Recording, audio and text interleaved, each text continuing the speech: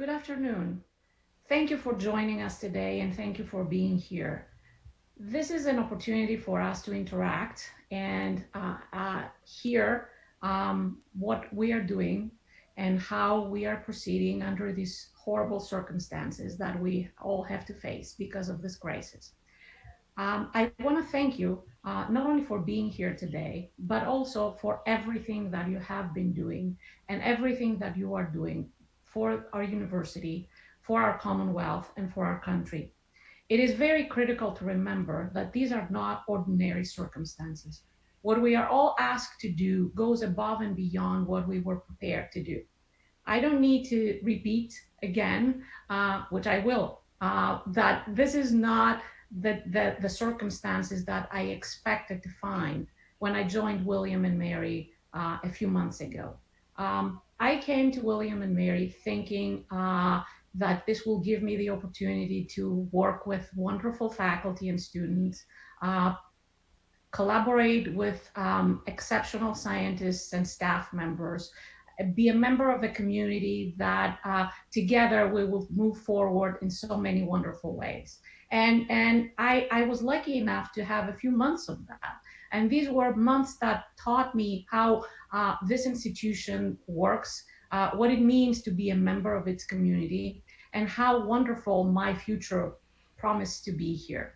Of course, what I did not expect is to be dealing with a crisis of this magnitude. And I know that none of us had expected that. So again, I want to take this opportunity first and foremost to thank you for everything. I know that this is not what you're used to doing. I know that you had to go out of your comfort zone to do the things that you were asked to do.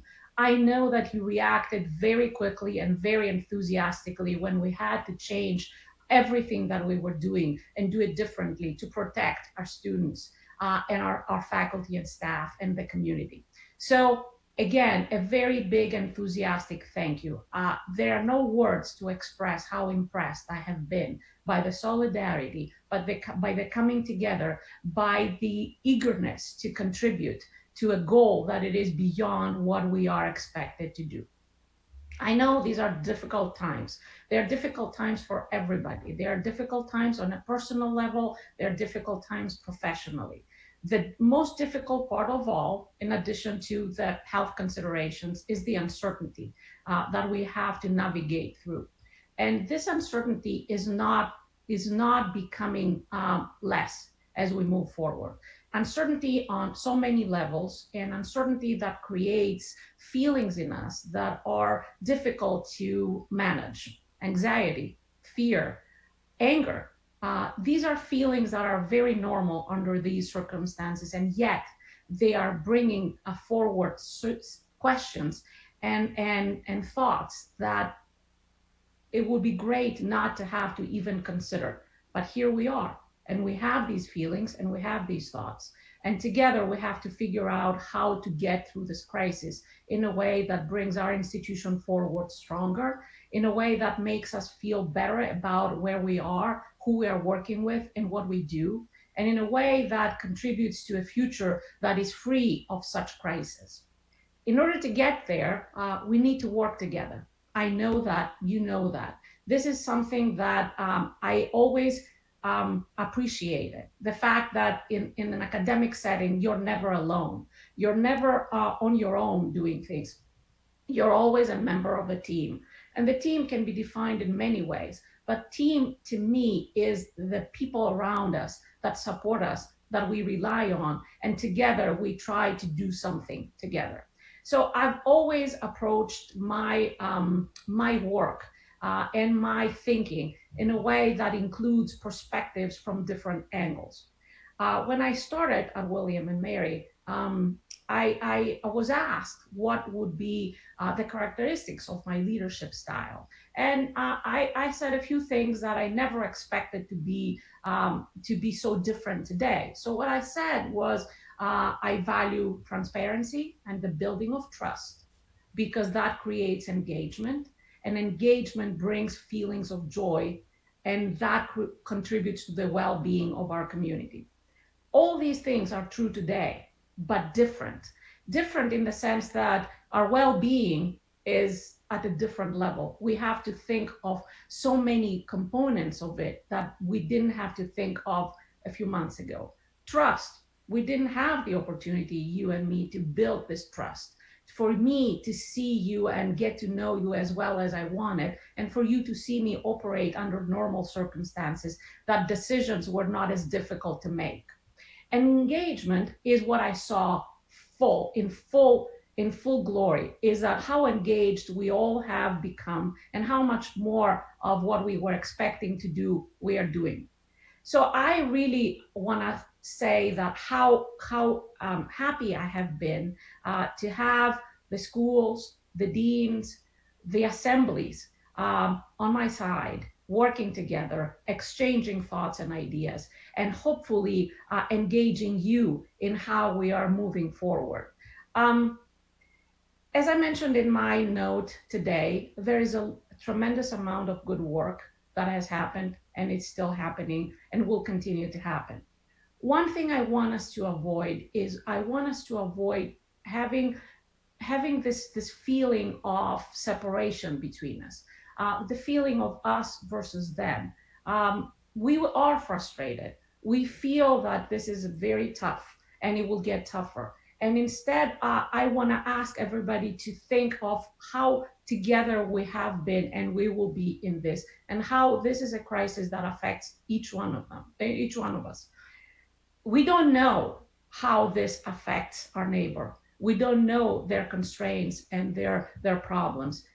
But if we assume good intentions, if we really expect everybody to perform at the best of their abilities, we understand that without the support of each other, we will be very hard to get through this. So we are hoping through this experience to move forward our institution in a way that helps us come together, helps us trust each other, and helps us see how a community of the one like the one that we have can only succeed if we feel that we can do things that are beyond what we feel we see and also above what we feel we can do. We're going to do things our way, which means that we're going to take the time to ensure that every action and every step we are taking will be carefully thought out and will have priorities established so that are clear and that all are people centric, because this is really what we are, who we are, and what we want to achieve. Also, we want to ensure that we offer a valuable educational experience to our students. This crisis was not something we anticipated. Nobody did. And it put us in a situation to not be able to do things as we wanted to do.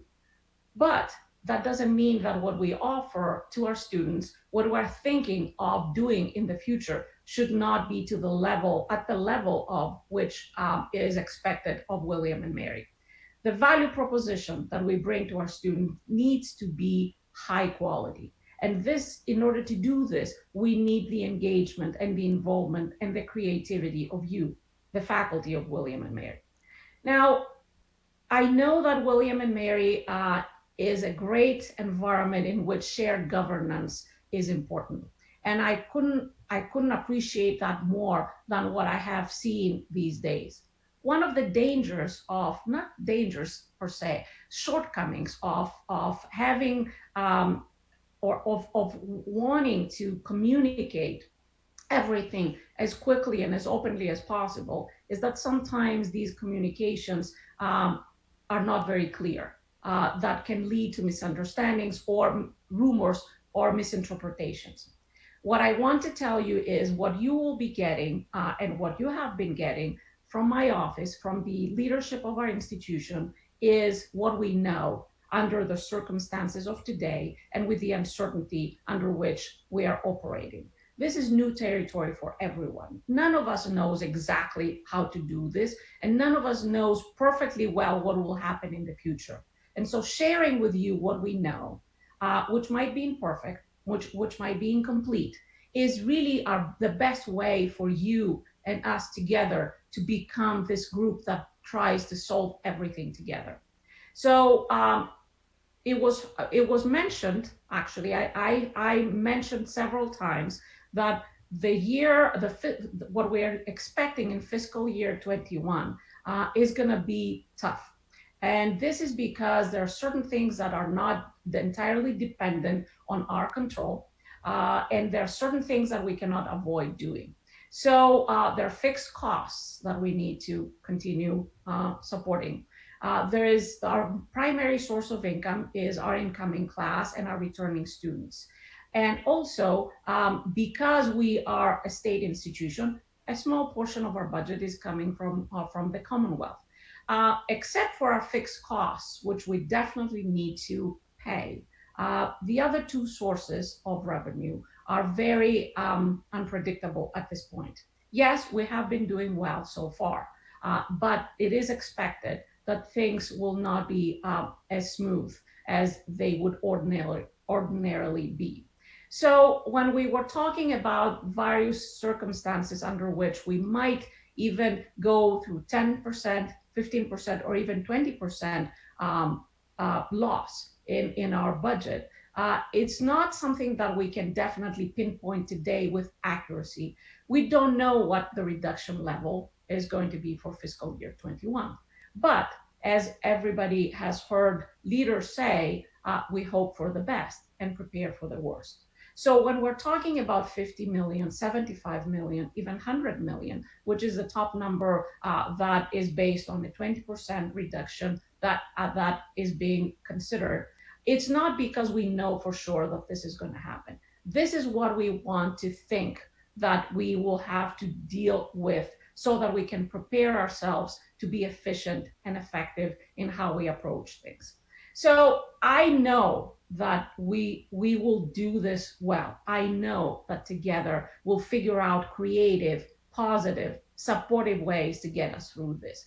I know that things are going to get better. So what I want to ask you is to really engage with us, share your thoughts, not just your concerns, what you think we should be doing, solutions that are good to consider, praise for things that are happening well. I mean, this is a community that that comes together in a way that is both optimistic, positive, creative, but also in a way that supports our solutions and our path forward.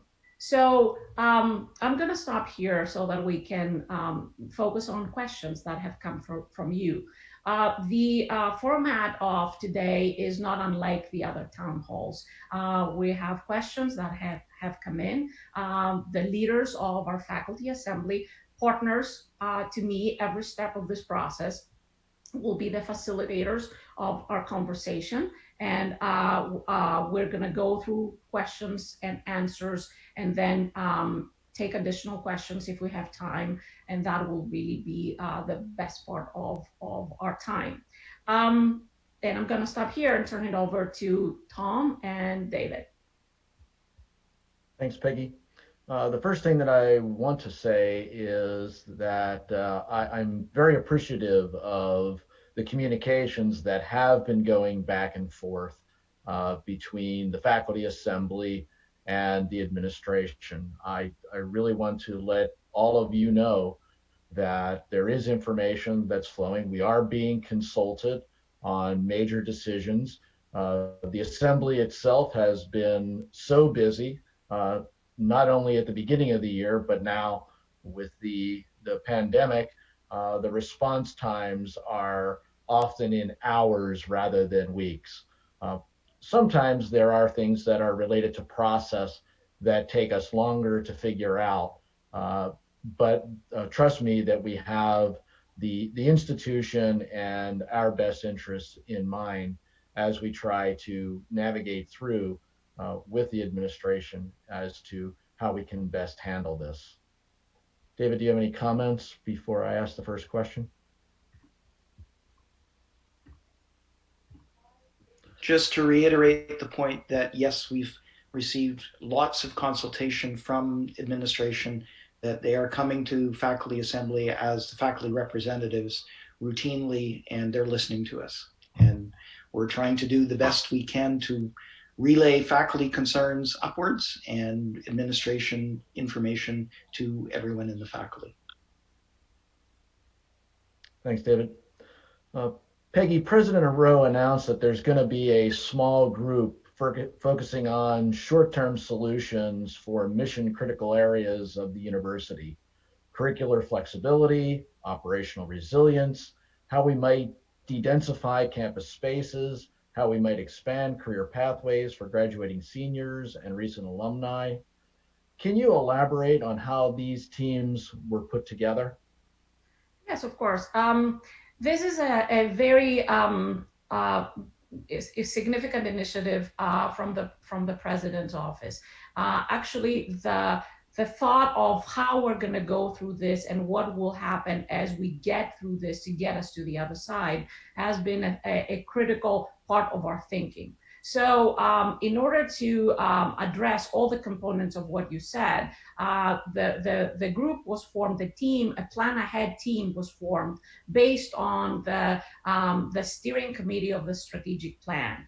There has been a lot of work that has happened during the process of strategic planning that would inform, that was supposed to and expected to inform us as we were moving forward under normal circumstances. It makes sense to think that this group could really provide a foundation on which we can build our resilient response to what we're going through. So based on the steering committee, the strategic planning steering committee, with recommendations from the faculty assembly, faculty were added to the groups, and also experts, students, experts in areas of IT, finance, business, and other things. So primarily, the groups were formed in a way to ensure that we have representation of our constituent groups in the best possible way, with the faculty assembly, with every faculty member who was appointed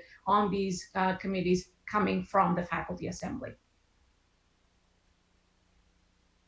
And I want to add one thing, that there is on the president's website, there is a graphic that shows how the committees are and how they are related to one another. Because as I mentioned before, because we're William and Mary and we want to do things in a shared manner, which is really the beauty of responding to a difficult situation, we created several opportunities for people to participate in solutions and in decision making, and bringing them together in a clear diagram that shows the relationships is a way to show how all these things are connected ultimately to get us through this.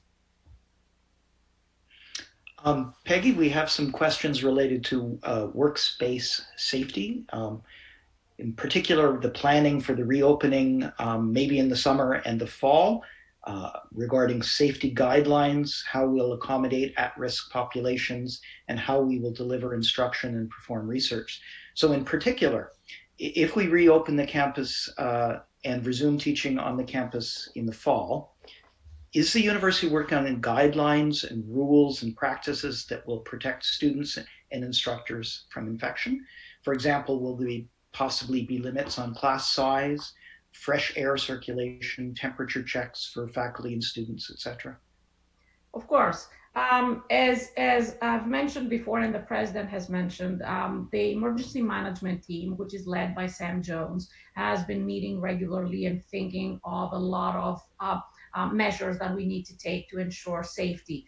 This is our first and biggest concern, how we can resume what we'd love to do, but under safe circumstances. I don't have specific answers to give you today because this is an ongoing process, but what I can tell you is I can assure our community that we'll do everything in our power to ensure that safety measures are in place. And yes, all the things that you mentioned are really under consideration. We don't know how we're going to be in the fall. What we know, though, is that we want to be, we have every intention of being in person, assuming that it is safe for us to do so, and with consideration to sensitive groups of our population that will not be able to have the same safety and assurances that others will have.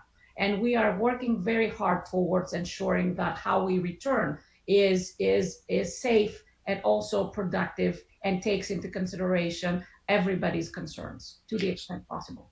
So following up on that, faculty members who have underlying conditions which might put them particularly at risk, would they still be required or expected to teach in person, or would they have the option perhaps of teaching entirely online in the fall?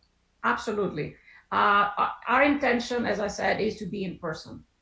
But we cannot ignore that what we do it will not be the same for everyone. So we will be very attentive to the needs of our the sensitive groups of our faculty and students and staff members. That I can assure you with certainty. Now, I don't know exactly how we're going to be able to return fully in person in terms of if this is going to be doable for everybody, but we will have options for people who don't feel comfortable because of concerns to do so.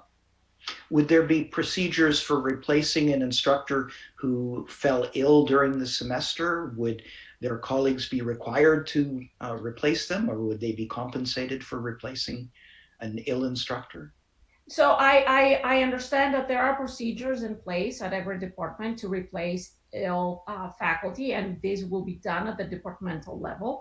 HR will be involved in terms of benefits and other considerations, both for the people who have been affected, and we will make sure that we take care of our people without compromising the quality of education that we offer. And then one final question, will faculty with research labs be allowed to begin new experiments in the lab in the fall, assuming that proper social distancing is maintained? Yes, this is a big question. Our Vice Provost for Research and Graduate and Professional Studies, Dennis Manos, and his team have been working very diligently. They are looking at protocols, they are looking at best practices, safety measures, and they are in close contact with sponsoring agencies and faculty. Dennis is going to guide our decision with respect to best operating practices to ensure that we continue our research in a safe way. And you're going to hear the word safe many times today because this is our #1 priority. Okay, off to you, Tom. Well, Peggy, we talked a little bit about what may happen when we come back in the fall, and trying to make sure that the conditions are safe, and then hopefully not have to replace faculty who get ill, but if someone does, that we have that under consideration. But before that happens, we would actually have to handle a lot of hiring that's in the pipeline, NTE and adjunct contracts that may be out there and are currently on hold because of the situation. Can you tell us how we're handling those hiring actions? Yes. As you heard, not only at William and Mary, but most institutions that I'm aware of, they have instituted a hiring freeze. I call it a hiring pause because we want to ensure that how we do things at William and Mary is not extremely affected by this. What I mean by that is that yes, I don't think that we are able to continue hiring the way we were planning to do. But that means that commitments that have been made and needs that have been determined for summer and fall will have to be addressed. And because I want to make sure that we do it in the most objective and most accurate way possible, I created the MCERT group with a mission critical exceptions review team. This team, which comprises representatives of the faculty assembly, deans, schools, financial people. It's a small committee that examines exactly that. Which of the things that we were hoping to do but were not able to do, we can reprioritize as essential for moving forward in order to do that without compromising the financial future of our institution. Again, we have to be conservative. We have to preserve. We don't know what is coming. And to ensure that we do it in a way that doesn't compromise our other obligations and our significant mission as per the president's 4 goals for our institution. MCERT is examining and discussing information that is coming from department chairs. It's vetted through deans, and it's being discussed so that we can have a determination whether we can really move forward with this. So far, from what I'm hearing, the MCERT committee has dealt with more than 130 requests, and they have been very diligent in discussing and examining and making recommendations on each one of them. So I'm eager to ensure that we make decisions on this as soon as possible to ensure that uncertainty and planning well for the future is maximized. Uncertainty minimized, and how we do things in the future, how well we do things maximized. So mission critical has become a key word that is being used. But I want to clarify that mission critical is not something that can be summarized by 3 bullets. Mission critical is a determination that has to be made locally as well as globally with respect to William and Mary. We have the global determination, the overall goals of what the president expects the institution to be able to continue to do during this crisis. But how these goals are applied and implemented at the local academic units is different. And so what the role of the MCERT and my personal involvement in this is to ensure that when we do consider exceptions, these exceptions are considered from the point of view of the environment within which the positions operate and the goals that these positions are asked to support. And so I feel very good about what I have seen the MCERT do so far, both in terms of pace and in terms of reason, in terms of consistency, and in terms of fairness with respect to the outcomes that we expect. So we are all eager to finalize these personnel action decisions as soon as possible, and we have been doing the best we can to ensure that we do it in a way that it is both productive and also irrespective of our future constraints. So what I hear you saying is that we're making decisions on those positions through MCERT, and those are being decided and communicated out. Can you talk to the issue of sabbaticals and how they're being handled specifically? Yes, of course. As I said before, our goal is to ensure that we don't create obstacles, but we are together considering how we can be more efficient.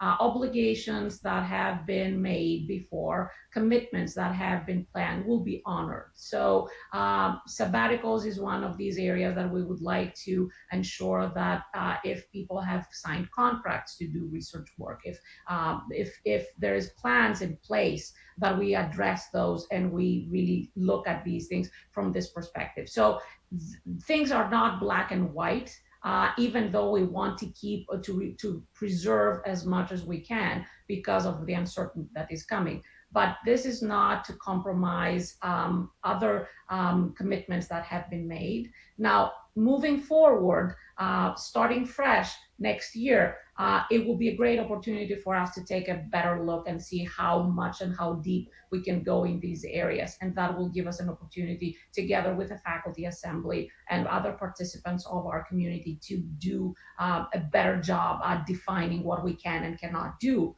before commitments are made. But for the time being, MCERT is being very good at looking at these things and ensuring that we don't really break commitments that are important and have been planned for a while. David? So a number of questions have come up about restrictions on the immediate use of various private funds, restricted funds, etc. Maybe I can try to group the questions together. Why were private funds paused or sequestered? And in particular, what about those private funds which have a very narrow and well-defined purpose? So this is a very good question and a very expected question in the sense that, yes, I understand the difference between restricted funds and unrestricted funds. Here's what we're trying to do. Not everything that we do it can be funded through the same sources. We are not a corporate environment, so not every dollar can be used on everything. So as we look at certain things that will not be able to be funded through certain sources, we have to ensure that we keep our options open. There are restricted funds that are not as restricted as you would think. There are funds, for instance, that are dedicated to the School of Business or to Arts and Sciences, at the discretion of the dean. These are funds that we're asking not to spend so that we can be, when we need to ensure that they are used for something else, that we cannot use other funds that are available to do that. There are certain funds that are very restricted, and that is something that we don't want to really, we cannot. We have to respect the wishes of the donors. But in overall, our approach has been and will continue to be, we don't know what we will need to do.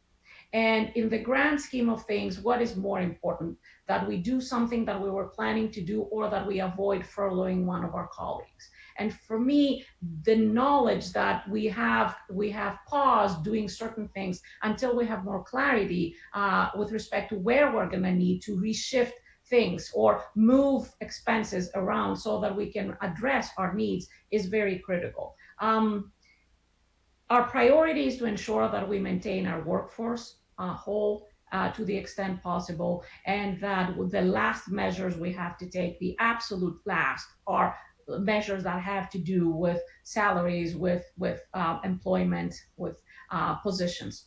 And so we're going to do everything we can to avoid getting there. And that means that sometimes restrictions of that kind will be asked because to me, it makes more sense to preserve our people and their livelihood than just to expend resources on things that we were planning to do under normal circumstances.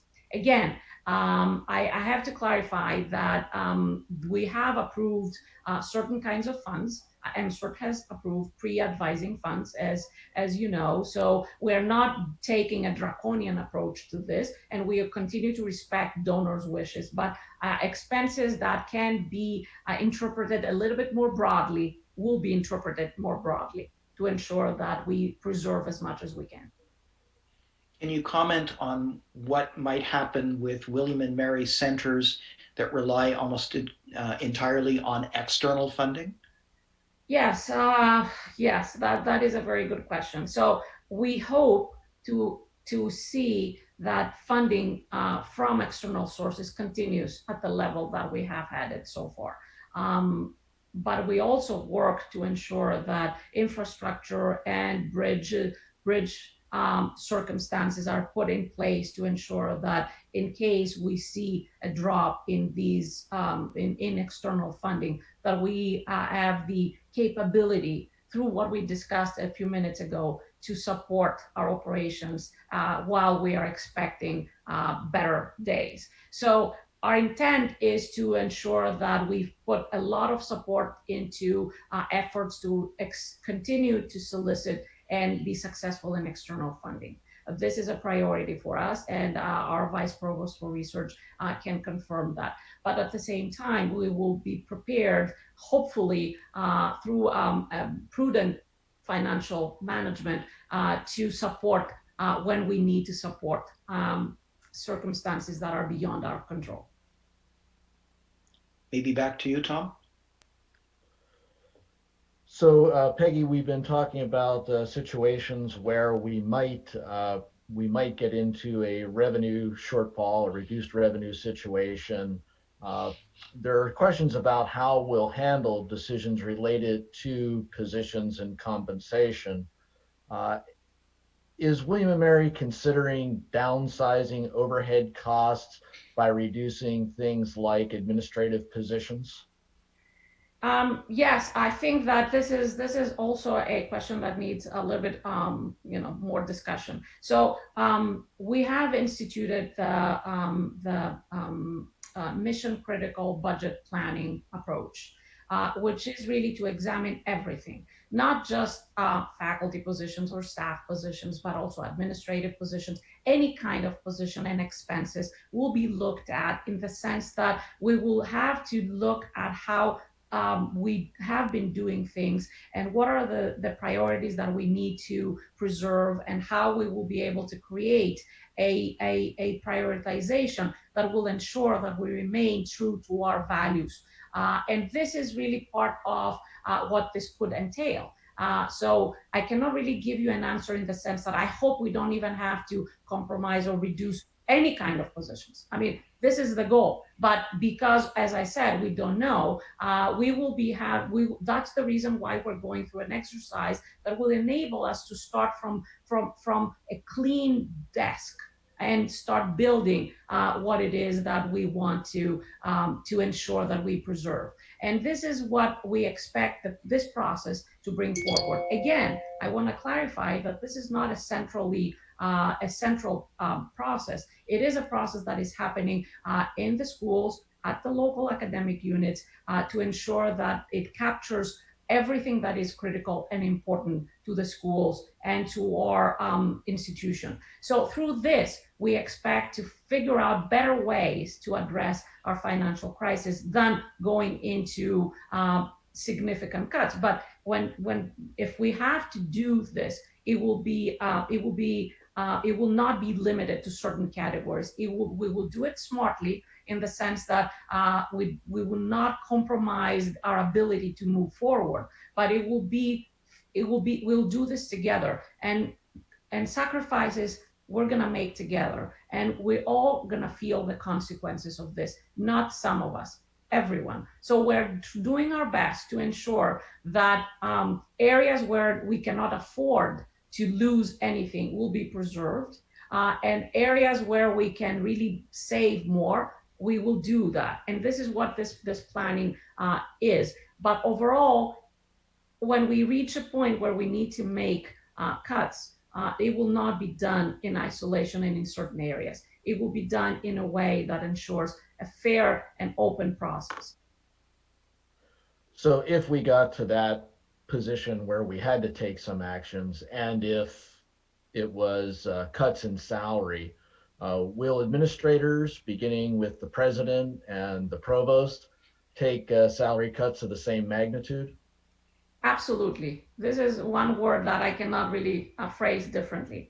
But if you permit me, I have to say that I'm a little hurt by this question.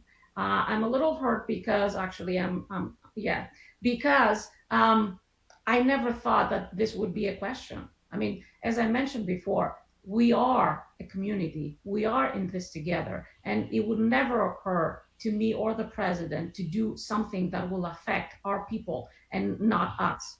Yes, I can tell you, I've never worked harder in my life. I've never really have done things that are more difficult in my life. And I've been an administrator for years. So I feel that this sense of I'm doing my best to ensure we don't come to this. But if it does, it will not exclude some people, and definitely not the president and myself. And I expected that by now we would feel this, that we are in it together, and hope to really see more of this. So yes, absolutely. David? One question specific to graduate students.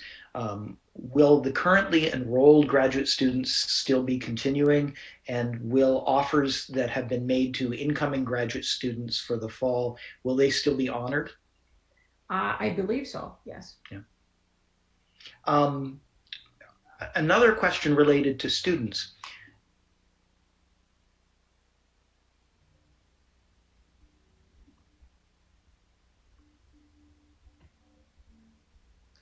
David? I think David just froze there.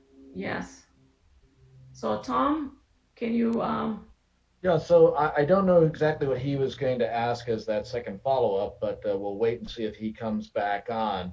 But another question that we had is about how are we, William and Mary, working with other universities in Virginia and perhaps outside of Virginia to help us look at and deal with this situation?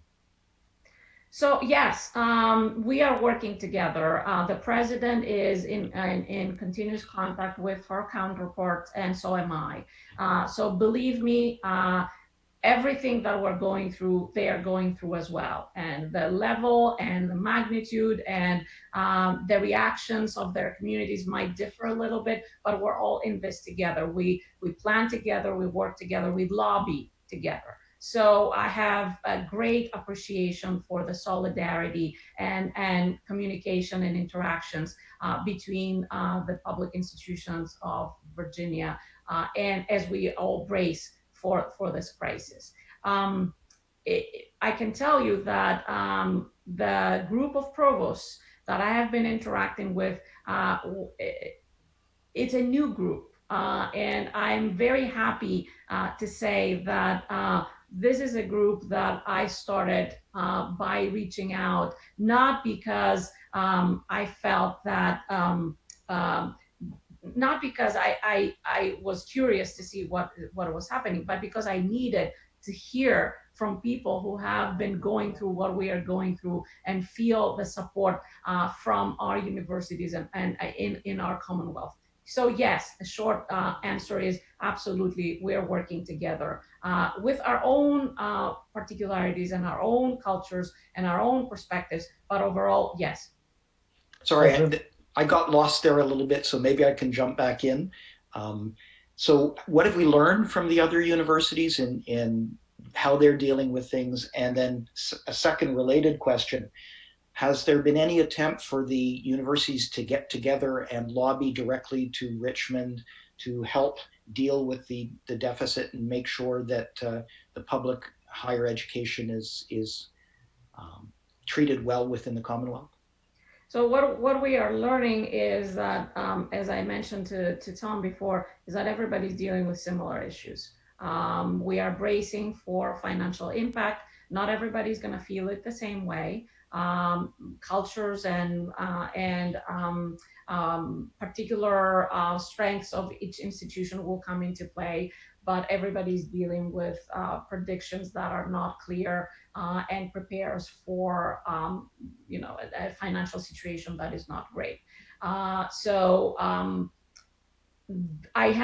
mean, right now, everybody is focused on how to interpret where we are epidemiologically and see whether we can infer from what we know how things are going to be in the summer and in the fall. One question that is coming very frequently these days is what's going to happen in the fall. You heard it through these questions. We hear it all the time, and this is something that occupies the majority of our planning conversations and activities. So the other major Virginia institutions are at the same position. Regarding the lobbying, yes, I think that this is the goal of, or the reason for the Council of Presidents that our president is a member of. They are in very close contact with the Commonwealth, with the legislature, with the secretaries of education, finance, and there is a concerted effort to ensure that our issues and the significance of those issues and the impact on our state are understood. I have to say, from what I'm hearing, again, this is really what I learned through the president, is that we have the support of the Commonwealth, and it is understood that this is not an easy situation, and it will not be resolved quickly. But it's good to hear that people feel that we are doing an important thing, which is what we have been hoping all along, that what we do is appreciated and recognized for what it is, and how it contributes to the future of our state and of the country, and that we have a partner there in the Commonwealth. So, long answer to a question that should, I wanted to say, yes, we feel that their efforts of that kind and the Commonwealth has been very receptive. There was a question as well about sorry, when I was frozen, I think that got cut off, about summer undergraduates or interns. If the campus were open in time for the second session, would summer research students or interns be allowed to work on campus? Well, to be honest with you, at this point, we plan for a fully online summer because it's highly unlikely that the circumstances that will ensure safety for everyone will change in the next few months. But our focus is well, our focus is on the fall and on being in person. And hopefully this, in addition to our creative way of trying to think of what we will do in the fall to ensure the experience of our students will remain high, will enable the students who are interested in doing more to find ways to do more in person in the fall. Just looking through the questions from the chat. Don't see anything that we haven't directly covered. Either, David. I think that they were parts of our questions that we had asked already. Right. Perhaps another question that a lot of faculty, especially pre-tenure faculty, have been concerned about is, will there be an extension for their tenure clock due to the disruptions in their scholarship and due to the pandemic? Yes, absolutely. This is something that I mentioned very quickly. We haven't come out with specific language yet, as you know, because we're trying to ensure that we resolve any kind of ambiguity in how we communicate that. But I can tell you unreservedly that this is something that is happening. We have our faculties back, and we know how difficult it is to be living through these circumstances and also thinking of your future in tenure and promotion in other circumstances. So yes, there will be a tenure clock extension for people who want it, and we'll be out with specific language very soon. Peggy, there's a question out there about what are your biggest concerns, and on the back end of that, what can we do to help? Well, that is a wonderful question. Thank you. I've been trying to address everybody's concerns today, trying to answer as much as possible during this time. So my concerns are not unlike yours. I am first and foremost a faculty member. I'm the chief academic officer, and I feel on my shoulders the weight of our academic side, of the academic heart of this institution. So my concerns are that we do everything in our power to avoid affecting our workforce, everything. And when you see decisions which might look not fair or very strict, that refer to funds which are for graduations or the funds that are for other things, remember, the only thing that I value above everything else is our people and their ability to support their families and do their jobs. So this is a concern of mine. And another concern that I have is sometimes I am of the opinion that you should know what I know to the extent possible. So everything I hear, everything I know, I'm very eager to share with you, because together we can figure out better ways of moving forward. Sometimes this causes rumors, causes misunderstandings, and I want to walk this fine line between sharing and creating rumors or making people feel anxious. And this is really what has been very critical these days. How can I share in a way that gives you what I see, so that you can understand where I'm coming from when I'm trying to help decision making with what I know. And so I want to really repeat, we talked about $100 million the other day in arts and sciences. I want to repeat that This is a worst case scenario. But having said that, just thinking of $50 million is not an easy number either. So this is, yes, I know, I mean, thinking of the magnitude of these amounts is daunting. But if we really do it smartly through all these bodies and groups and minds that we have there, we will be able to find a way that will be not as bad.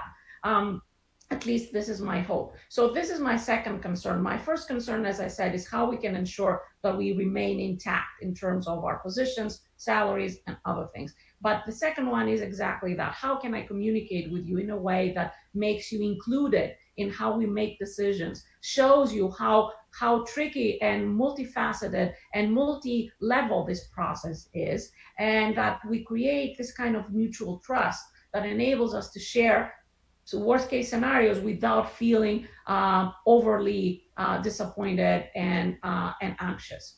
And the one, you asked what you can do for me. Actually, what you have been doing, I've received a lot of encouragement from many of you, and I cannot tell you how important this has been and how critical for me to rely on this to get me through everything.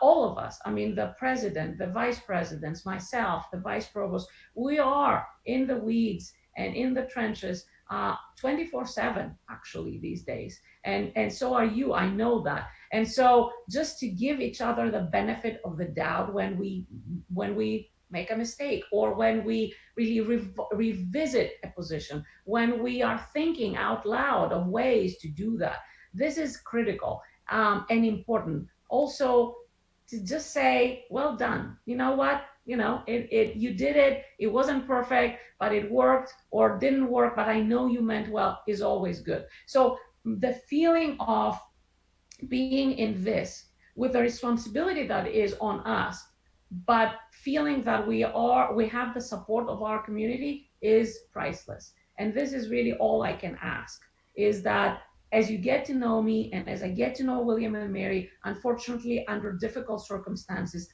that we see each other as what we are, partners in this. And that rest assured that what we are doing is not benefiting someone else, is really what we want to do to ensure that our community benefits as a whole. So there was a couple of questions in the chat that I'll bundle together to deal with enrollments. Okay. The first, I think I know the answer to, which is the budget projections for next year are based on the assumption there will likely be some reductions in our undergraduate enrollments. Right. That's, I think, the major driving cost the deficit that we would likely see.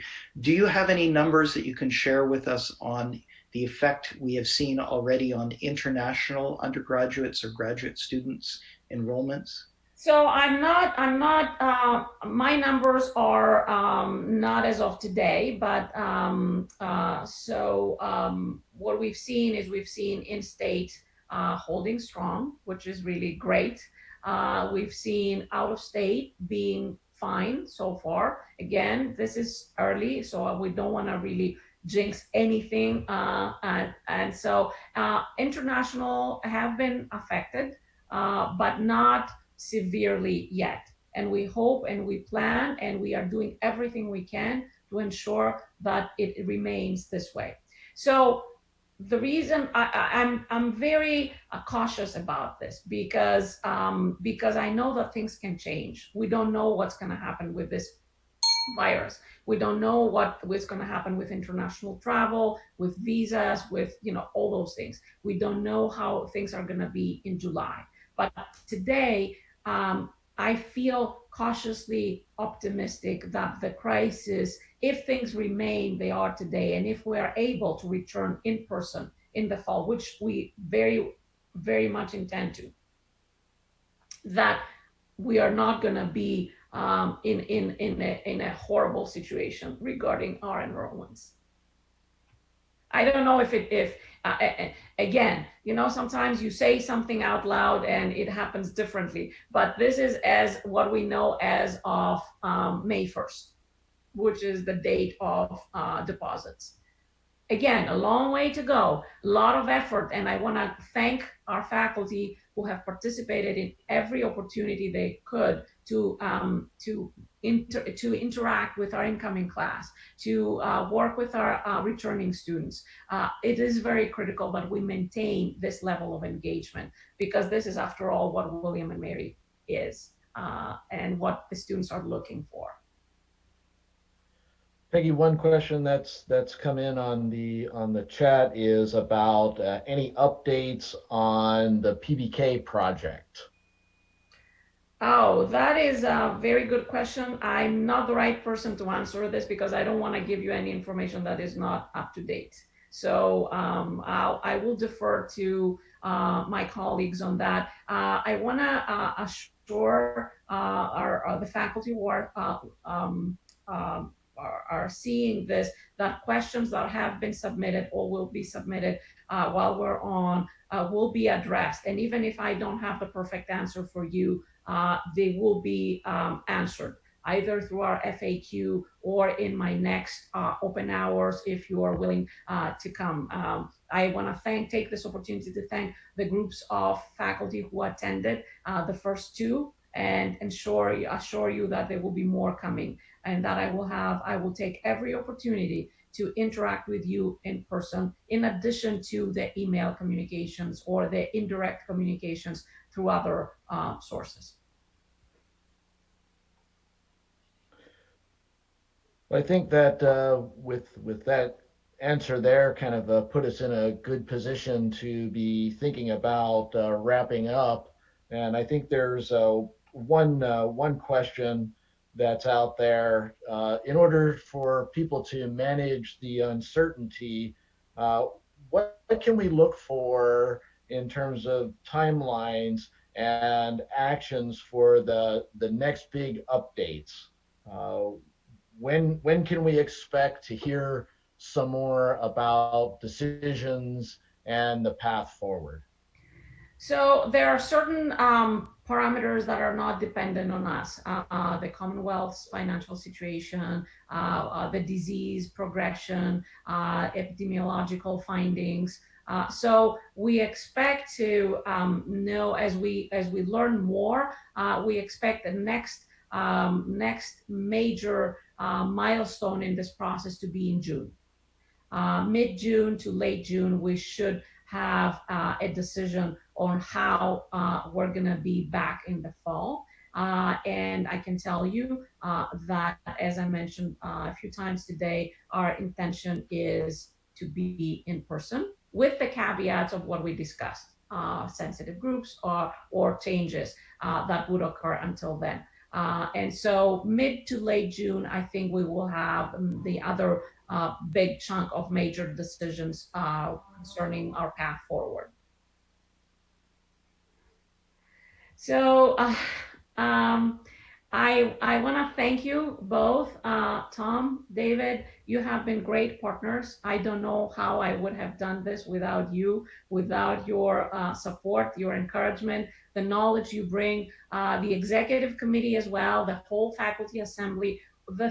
All the assemblies have been fantastic, but my relationship with the faculty assembly has been something that moves me forward in a very secure way. I mean, my steps feel much more stable when I know that you have been part of the process, and you have been great to work with. Thank you for this. I remain committed to continue working with you and our faculty and our staff and every part of this institution to make decisions under these uncertain circumstances that will be as to the best of our ability, and helping the institution get through this. Thank you.